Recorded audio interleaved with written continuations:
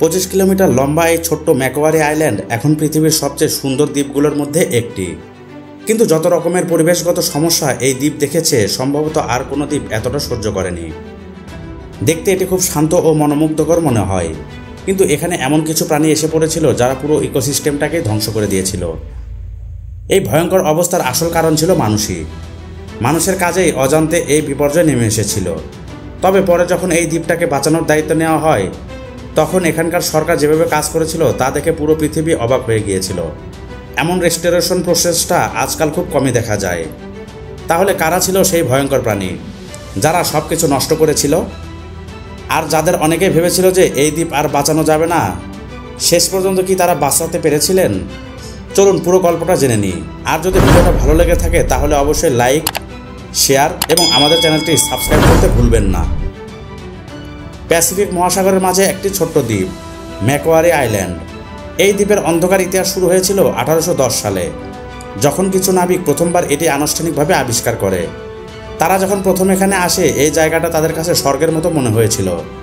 অত্যন্ত সুন্দর, শান্ত আর একদম অক্ষত প্রকৃতিতে ভরা।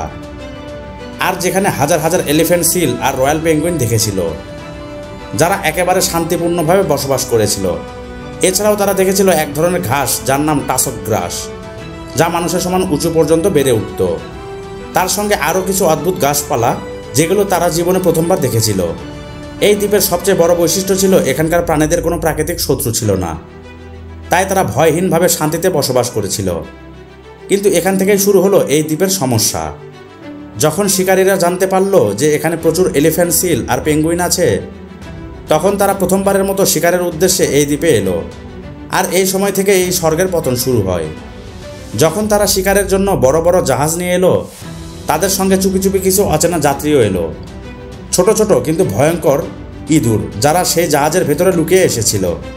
শুরুর দিকে কেউ ওদের দিকে খুব একটা নজর দেয়নি, কারণ তারা চুপচাপ পরিবেশের সঙ্গে মানিয়ে নিয়েছিল। কিন্তু বিপদ দেখা দিল যখন মানুষ বুঝলো এই র্যাটদের বংশবৃদ্ধির গতি কতটা ভয়ঙ্কর।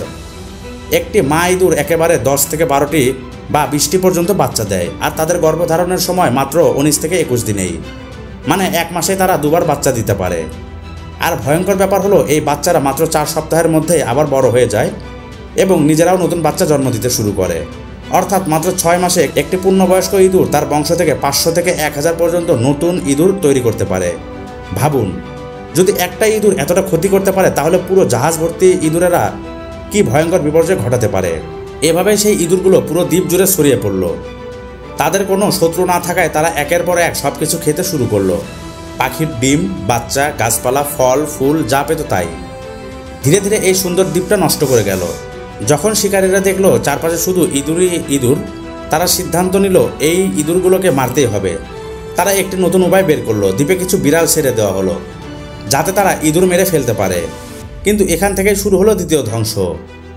এই বুনো বিড়ালগুলো ইঁদুর মারার বদলে দ্বীপের সমুদ্র পাখিদের শিকার করতে লাগলো, কারণ তাদের জন্য পাখি ধরা অনেক সহজ ছিল। একটা ধারণা অনুযায়ী এই বিড়ালগুলো বছরে প্রায় 60,000 পাখি মেরে ফেলতো, মানে প্রতিদিন প্রায় 160টা পাখি মারা যেত। এর ফলে এক বিশেষ পাখি প্রজাতি প্যারাকিট, যারা একসময় এখানে সুখে বাস, তারা সম্পূর্ণভাবে বিলুপ্ত হয়ে গেল। এই বিড়ালরা সেই প্রজাতিকে চিরতরে পৃথিবী থেকে মুছে দিল।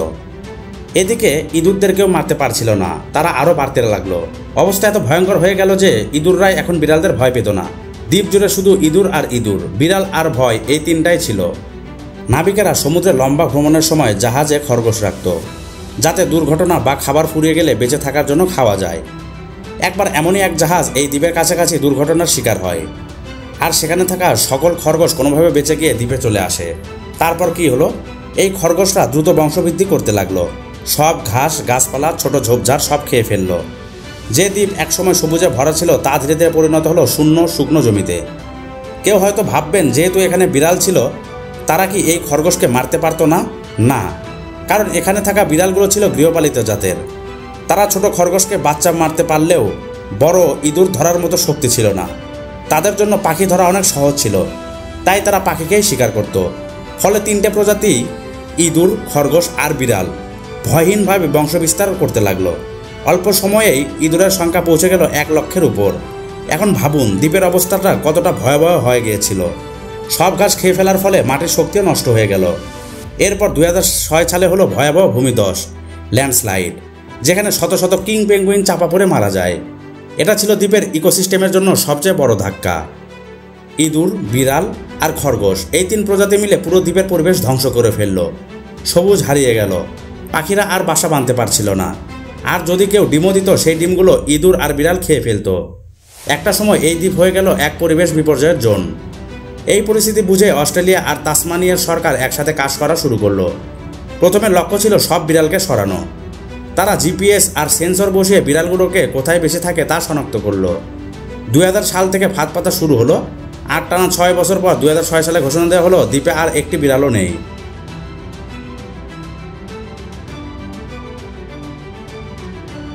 ফলাফল তৎক্ষণাৎ দেখা গেল যে পাখিরা ভয় পেয়ে পালিয়ে গিয়েছিল তারা আবার ফিরে এলো। কিন্তু গল্প এখানে শেষ নয়। এবার সবচেয়ে বড় শত্রু ইঁদুর আর খরগোশ। তাদের সংখ্যা এত বেড়ে গিয়েছিল যে পুরো দ্বীপটাই ধ্বংসের মুখে। তাই সরকার $24 মিলিয়ন বিশাল এক প্রকল্প শুরু করলো। লক্ষ্য দ্বীপ থেকে ইঁদুর আর খরগোশ সম্পূর্ণ নির্মূল করা এবং প্রকৃতিকে আগের অবস্থায় ফিরিয়ে আনা। প্রথম ধাপে বিজ্ঞানীরা ব্যবহার করলেন একটি বিশেষ জীবাণু অস্ত্র, হেমোরেজিক ডিজিজ ভাইরাস। খরগোশটা গাজর খেতে ভালোবাসে, তাই ভাইরাস সংক্রমিত গাজর ছড়িয়ে দেওয়া হলো পুরো দ্বীপে।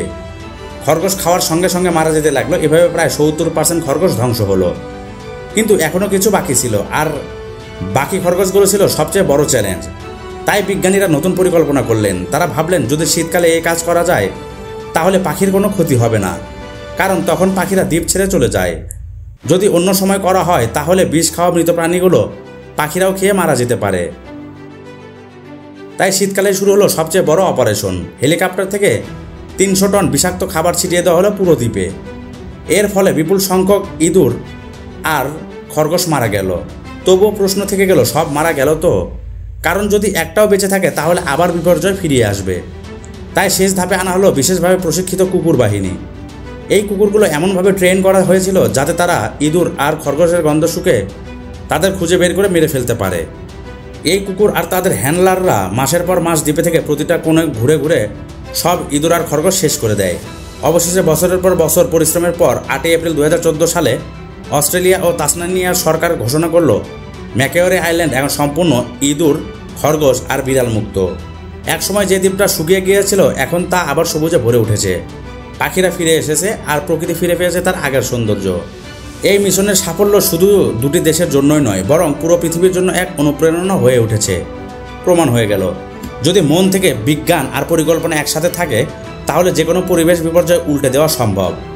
বন্ধুরা, যদি গল্পটা ভালো লেগে থাকে তাহলে লাইক দিন, শেয়ার করুন, আর এমন আরও চমকপ্রদ পরিবেশের গল্প জানতে আমাদের চ্যানেলটি সাবস্ক্রাইব করুন। পরের ভিডিওতে দেখা হবে প্রকৃতির আরেকটা অবিশ্বাস্য গল্প নিয়ে। ধন্যবাদ সবাইকে।